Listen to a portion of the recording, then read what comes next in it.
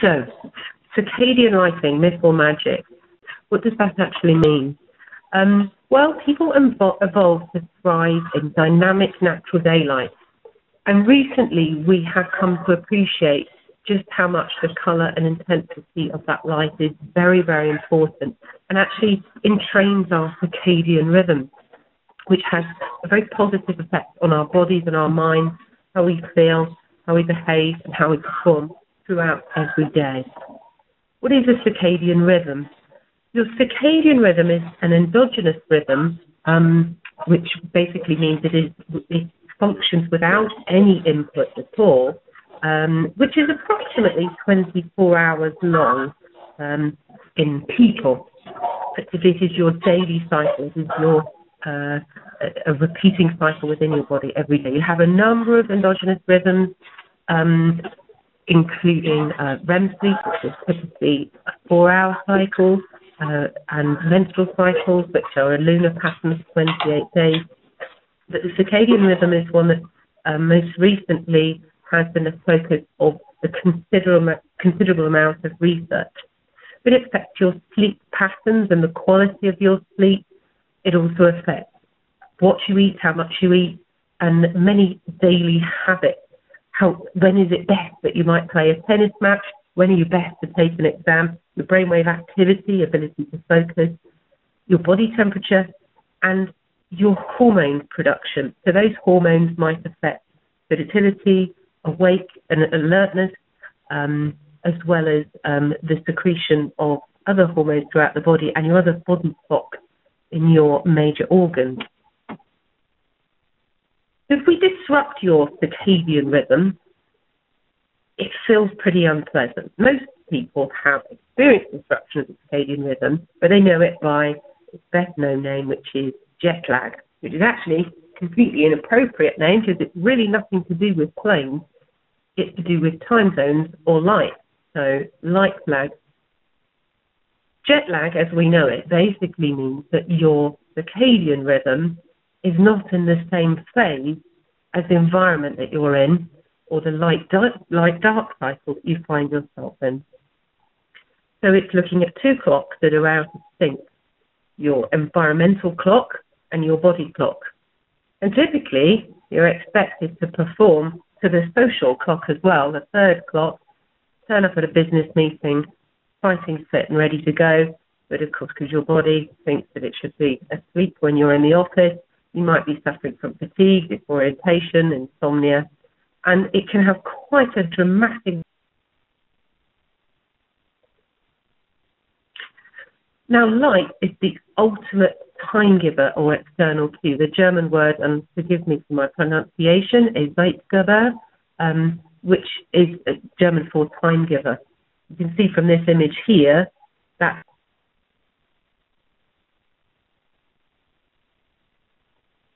no light at all, but light changes in the spectral distribution throughout the day, where the light is coming from, the colour of the light, and its intensity throughout the day. And it is the light that tells our body what time of day it is, and of course what season it is as well.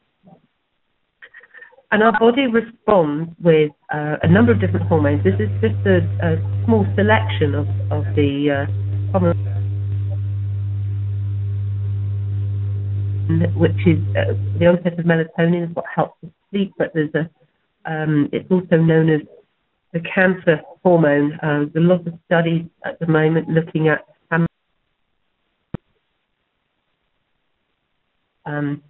it affects our alertness, it affects our body temperature, and you can see those cycles there relating to not.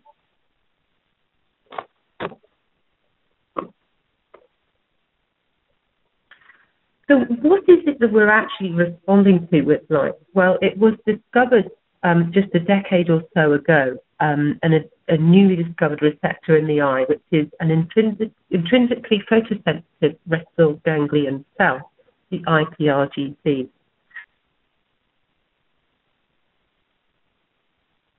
The most recent studies have looked at mammals and obviously humans, but a lot of studies in mice, and how these respond in the eye, although there are some claims that these were discovered as much as 100 years ago and then somewhat forgotten about.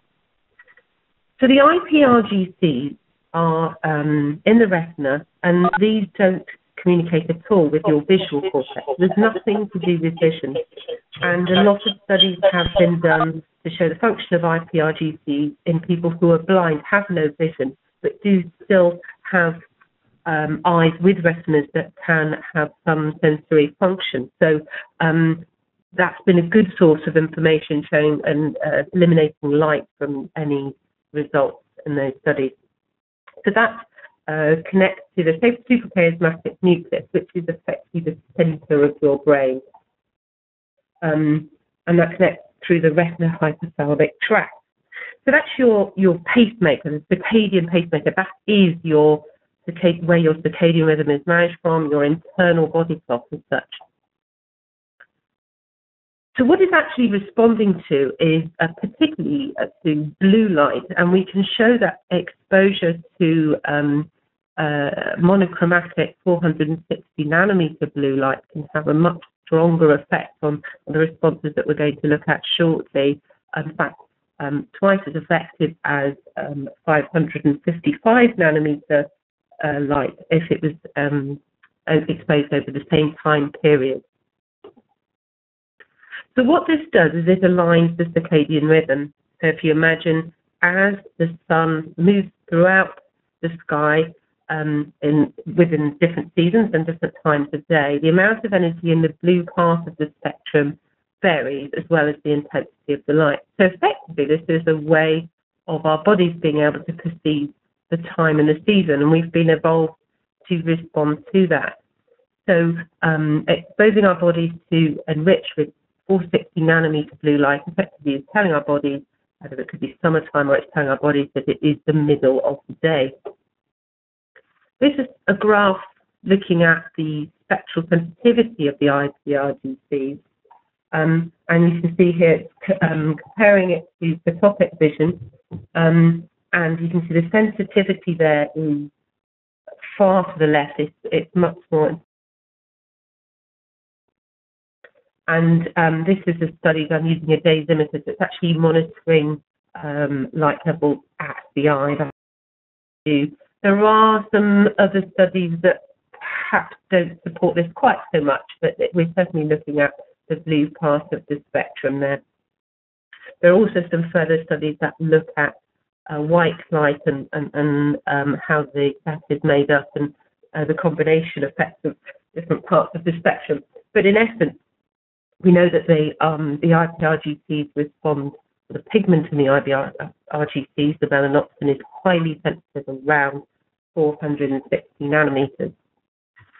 So what happens if we expose somebody to that part of the spectrum at a particular time of day? And that's the most drug, really. It's the time of day and the dose that's most important. If you expose somebody to 460 nanometer or thereabouts blue light in the evening, you will effectively tell their body it's daytime later on in the day, and they can experience what's known as a phase delay. So the result is they will wake up later the next day, they will become alert later the next day, and their whole cycle will shift slightly later. That might be a good thing if that's a therapy you're trying to work with. But typically, exposing yourself to blue light, as we typically do, reading books on iPads at 10 o'clock at night, lots of blue light there, and tells our body that it's still very much daytime. That delays the onset of melatonin production, and therefore our sleep-wake cycle is completely delayed. But it is all the other functions of that circadian rhythm that are also affected. It's not just the time we wake up. If you expose somebody to blue enriched light or 460 nanometer light early in the morning, they experience a phase advance. So they will wake up slightly earlier or become alert earlier, and their whole day will shift to an earlier time. So it's a bit like resetting your watch, quite simply. Now, these things can be used as therapy, but obviously we're trying to enable people to function well in the environment that they live in. And different age groups are naturally inclined to have different circadian phases. Typically, a teenager will be an hour or two later than their parents in their circadian phase. So it's quite normal for them to wake up a bit later in the day and to go to bed a bit later. And as we go throughout our lives, we experience different circadian phases quite naturally. But this is a way of changing it. So if you were to be experiencing jet lag, you would look at when you might want to expose yourself to light as to whether you're trying to go backwards or forwards in your circadian phase.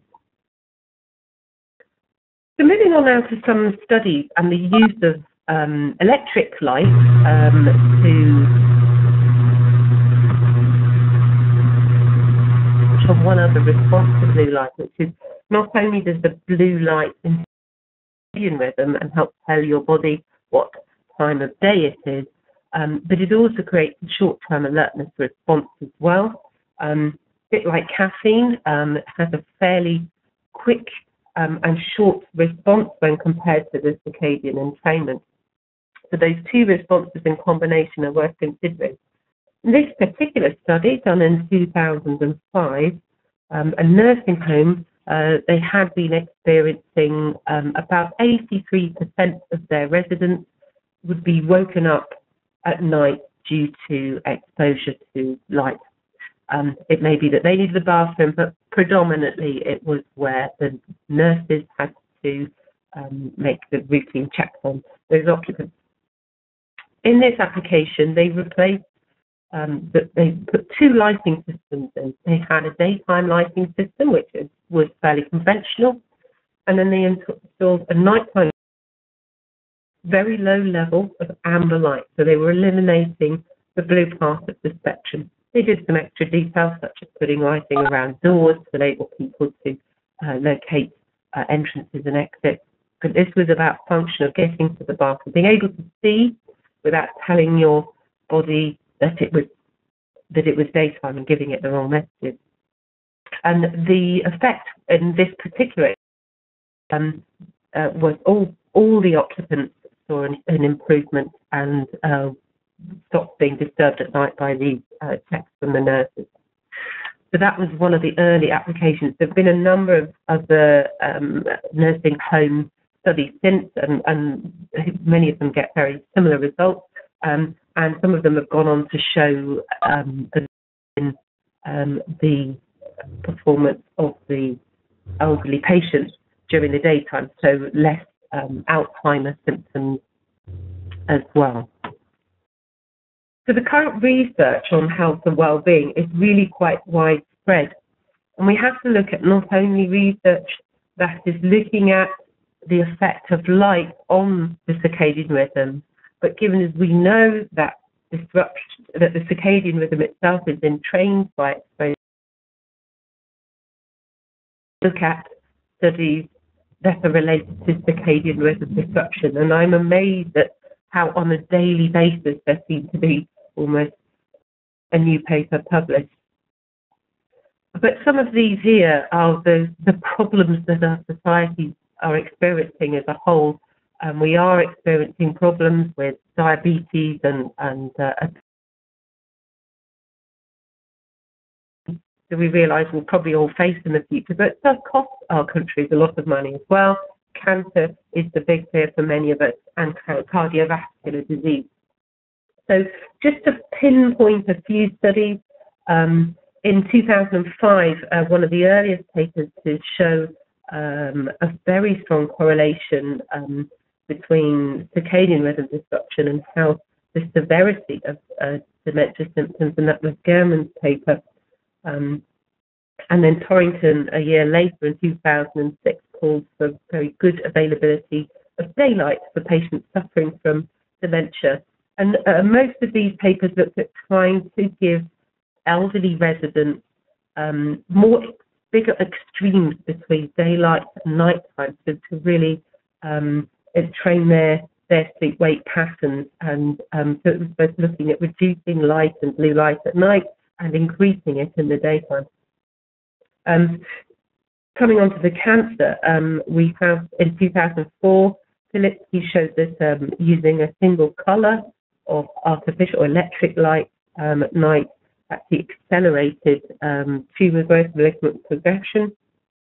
And then John Ott's study shows the importance of dynamic and quality balanced light, and he placed mice under 4 different types of light in all other ways. They were in identical controlled environments, and he found that light that under all the fixed white light solutions, in comparison with natural daylight or dynamic light, the fixed white solutions, the mice had half the lifespan to those under a dynamic and daylight solution.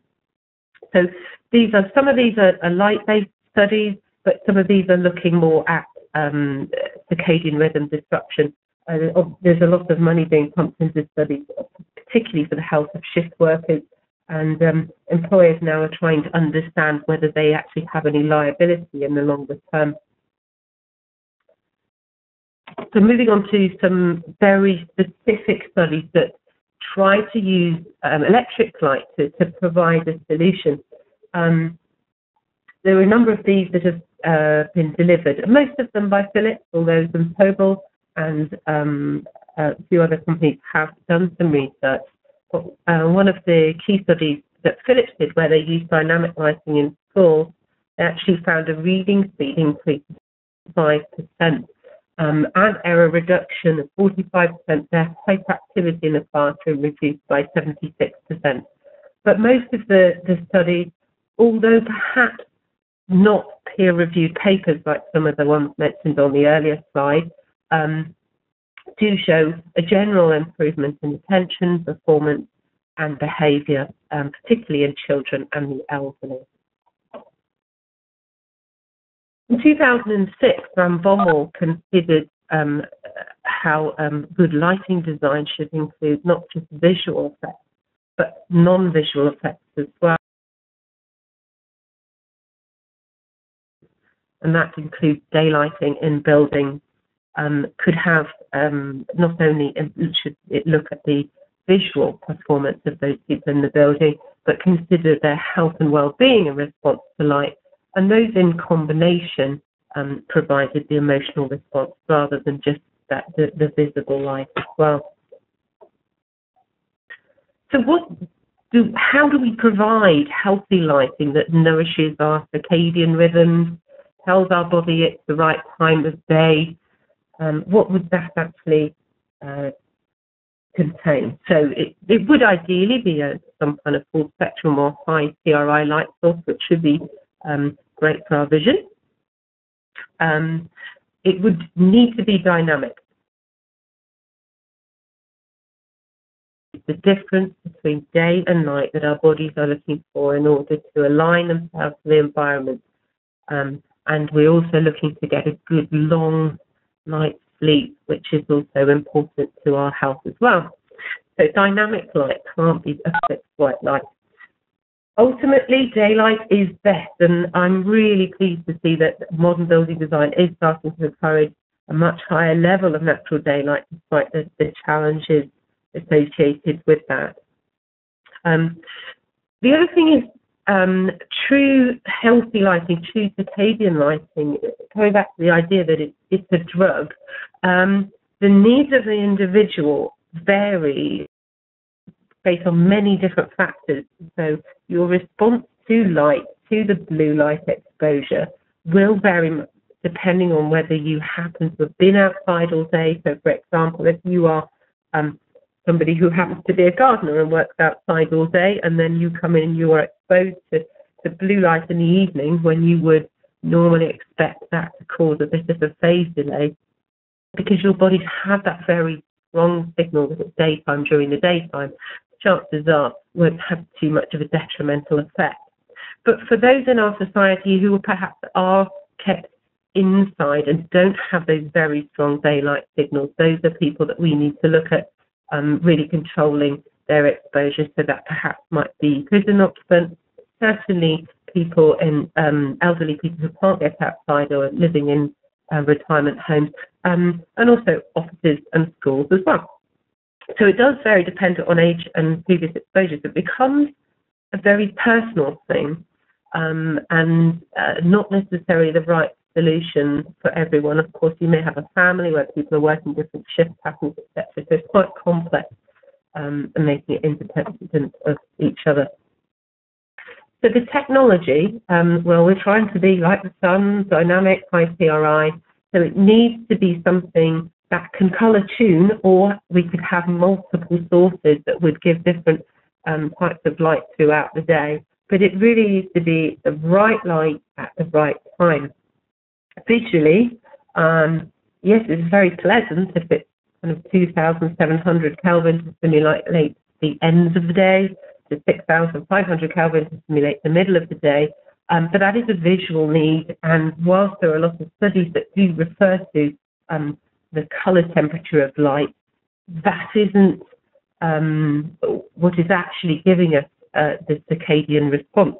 That's the correct blue content for the time of day. So CCT is purely a visual representation, because it depends on the type of light source as to what the blue content is for a given CCT, where we will come on to that a bit more in a minute. There's no particular need when considering these factors to have UV or infrared, but we are going to need some kind of control. Clearly, it's a time-based solution of intensity and current, and the color temperature and the spectrum of the light, and those light levels are personal. So dynamic, high quality, variable light throughout the day, doesn't need to be UV and IR, and doesn't need to be something to provide a personal solution. So we said we need it to be close to daylight or sunlight. What is that? What is daylight? How do we quantify that? And that, I think, is where the challenge is to provide the correct solution. Our theory is that you should actually look at a ratio of the topic range of what you see against the non-visual stimulation, or the circadian range, or whatever you might like to call that part of the spectrum. And looking here at, this is a typical day, and of course it does depend on the time of year and where you are, which is why there is no one normal. But it isn't a smooth spectrum that you might find in an incandescent lamp. It is still a little bit spiky. And as we go from the morning, where we have a very high ratio of the photopic range against the circadian range, and then towards midday, a lot more blue than you have in the green, yellow, red part of the spectrum. So that really is telling us what time of day it is, and that shows the difference in responses within our eye. Now, there are plenty of solutions out there.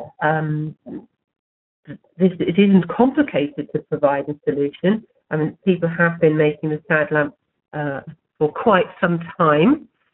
There is a question, though, about if the SAD lamp is effectively a drug. Should there be more instruction about the dose and the timing that that drug is administered? And certainly the ones I've looked at don't seem to have that information. So potentially, while getting the correct circadian stimulus or looking for a bit of an alertness response, but it does need to come with some good instruction as to when you should expose yourself to that. There are a lot of solutions, and the studies that have been done that use fluorescent lighting, and how they've achieved that quite simply is they've used at least two lamp types. They've used one very warm lamp and one very cool CCT, and we'll come on to show why that one is a little challenging in a moment. But the one we've always preferred is we use candles at night. It feels romantic and relaxing, and we all pretty much be driven to reduce the light and have something warmer as we feel more tired in the evening, and in the daytime we like going out in the bright sunlight. So we kind of instinctively know what we do need.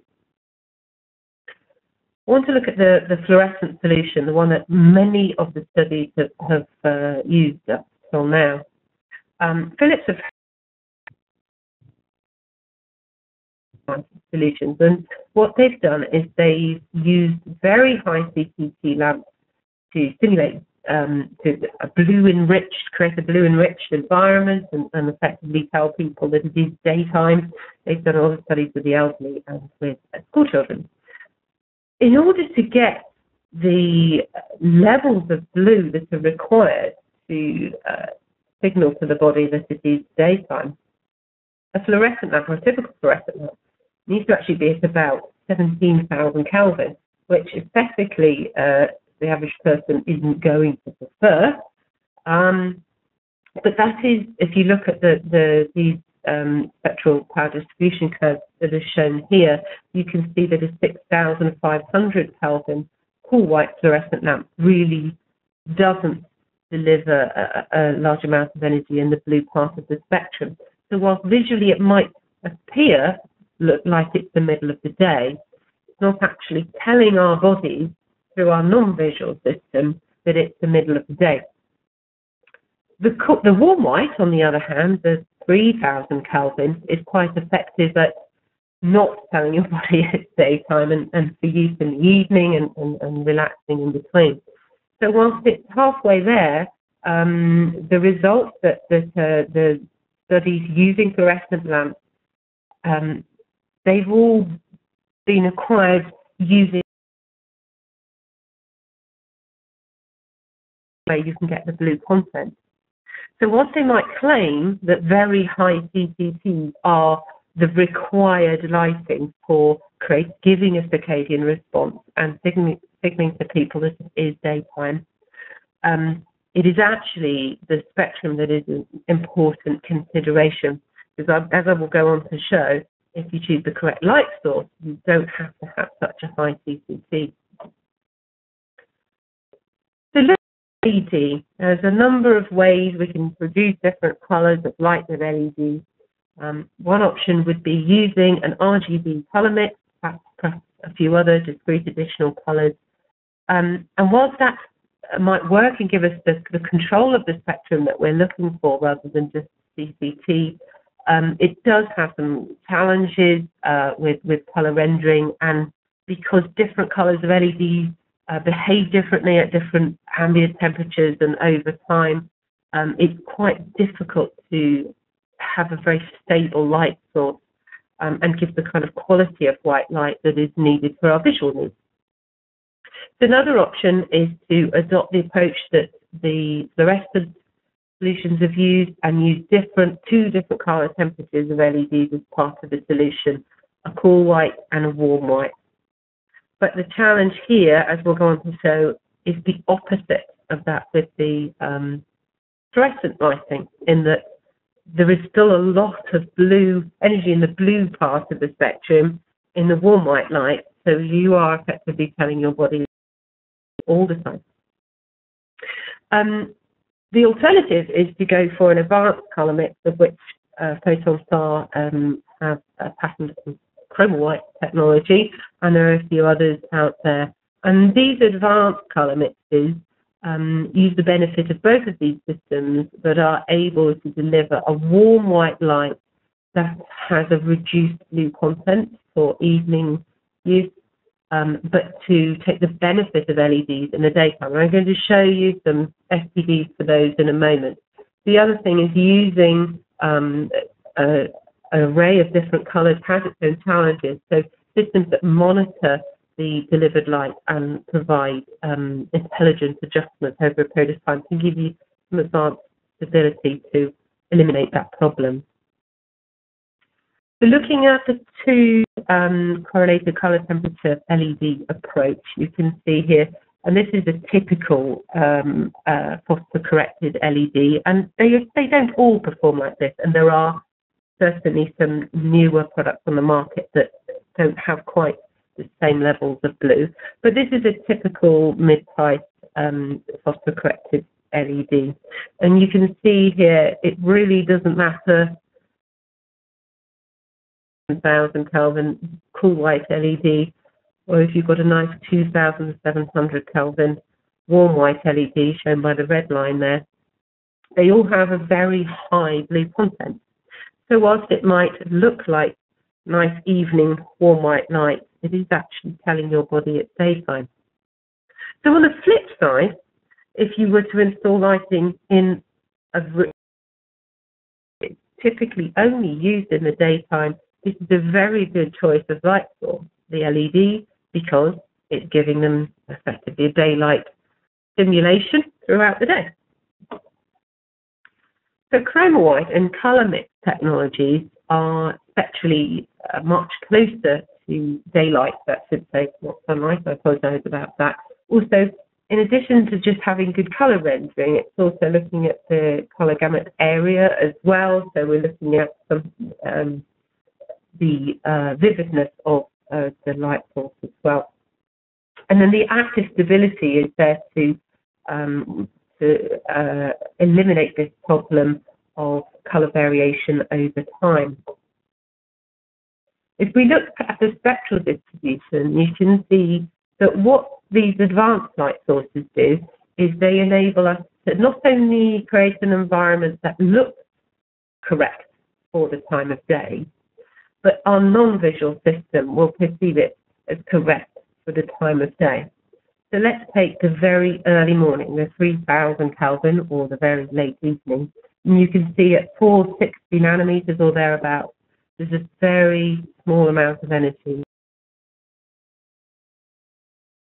It looks like very early in the morning, very late in the evening, and it's telling your body the same thing as well. As we go throughout our imaginary day here, and we come to the far right-hand side to 6,500 Kelvin, let's call that noon. It is going to have the visual appearance of the noonday sun, but it's also the non-visual signals are there, very high blue content, signaling to your body that it should be awake, it should be alert, and that it is daytime. Now, we can, with these advanced sources, go even further. We can really boost the blue if we choose to. We can eliminate it even, be quite creative with the type of light that we choose. And perhaps even at night time, we could say we're not actually interested in color perception, but vision only. And so if we go back to the original graph, which looked at the spectral sensitivity of our IPRGCs, this is the input device for your non-visual system.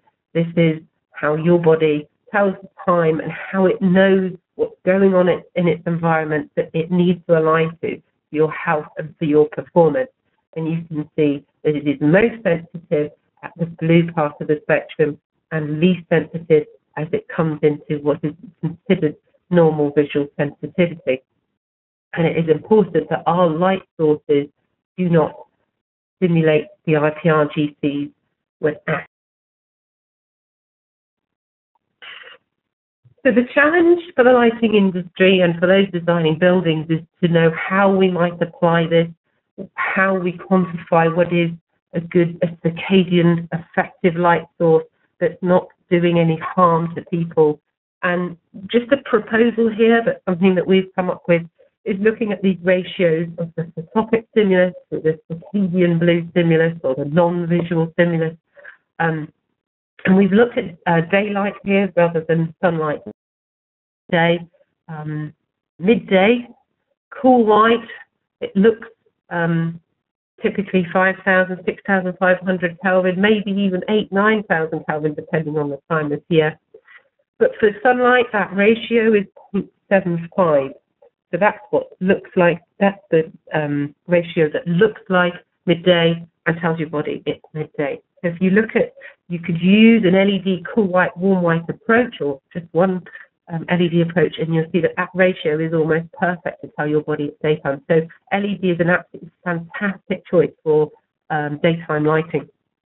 Chrome white or other advanced color mix approaches, again, that ratio is absolutely spot on. You'll feel alert, you'll feel awake, and your body understands what time of day it is. Fluorescent, the typical choice of our office and school lighting, and you can see that. So the logic would say that your body is being told that it's nighttime, that it's winter time, that we should be less active, that we should be asleep, and you are not going to be told that it is a time that you should be awake. So we're getting completely the wrong signals there. We're also not going to get any of these short-term alertness responses, which can be incredibly useful to improve performance in a business environment. So very, very negative as something you would use in the daytime. So then moving on to the evening, or perhaps the early morning, or even nighttime, daylight, which has a very warm appearance as we go into the evening, and obviously completely absent at night. So let's focus on that evening, 3000 Kelvin. The ratio for daylight is 3 of the photopic stimulus to the circadian blue stimulus. For LED, 1.17. So it's not really an ideal light to be settling down at night. So certainly if you do use LEDs in the evening, it's really ideal if you reduce the amount of energy in the blue part of the spectrum. Easy way of doing that is to dim your light. The alternative is to use advanced color mix systems such as chroma white, where we can get that ratio to match what natural daylight would be doing. So that's not only looking like the evening light as it should be, but it's telling our bodies what time of day it is as well.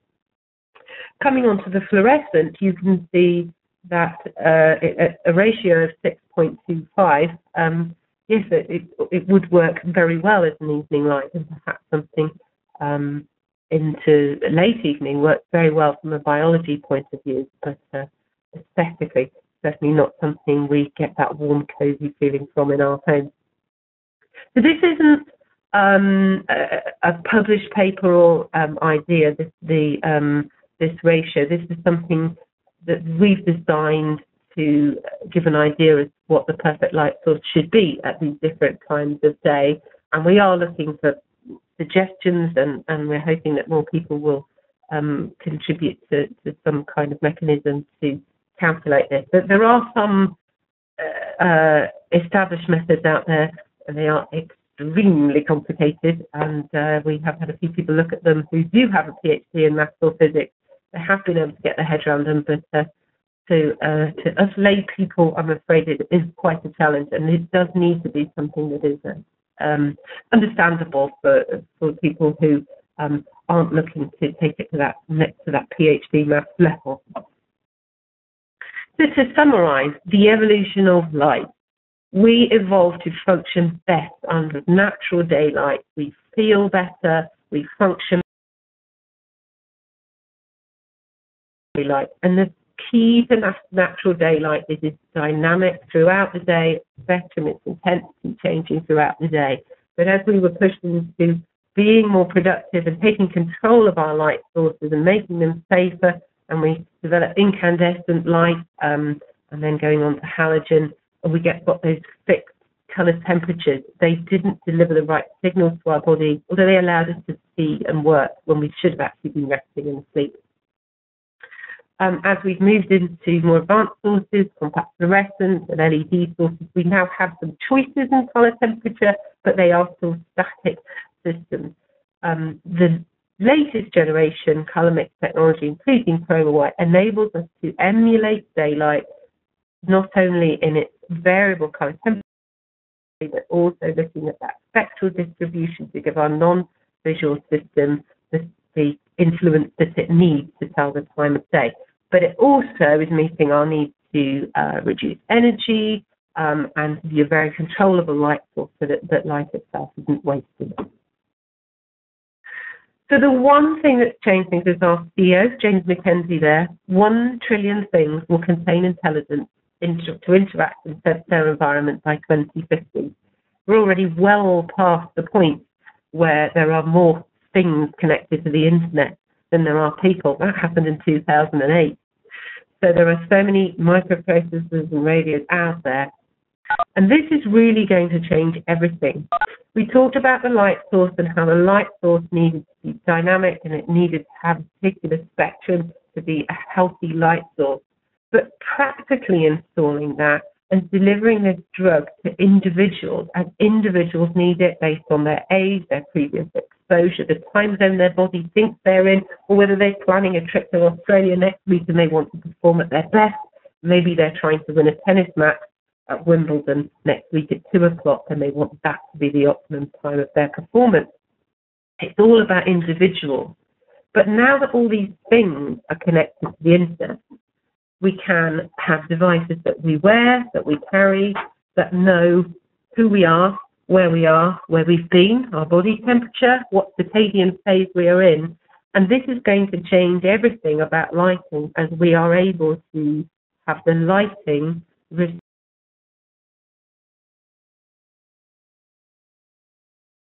provide you with a healthy light source that keeps you in the circadian phase that you want to be in, based on the exposure that you've had, that may be monitored by the devices that you're carrying or wearing, and will be automatic. We won't have to think about this. We'll just enter the building and our smartwatch, our Google Glass, our phone will have worked it all out for us, and the lighting will automatically adjust and give us the light to enable us to see without wasting any energy, and tell us what time of day it is throughout every building that we walk into. So that's our vision of the future, but we think it's a little closer than 2050. So that's the end of the presentation, and I hope you enjoyed the presentation. And whilst I appreciate it doesn't necessarily give all the answers, I hope it made people think about some of the questions that we need to look at in the future with lighting. It's not just about energy efficiency, that's for sure.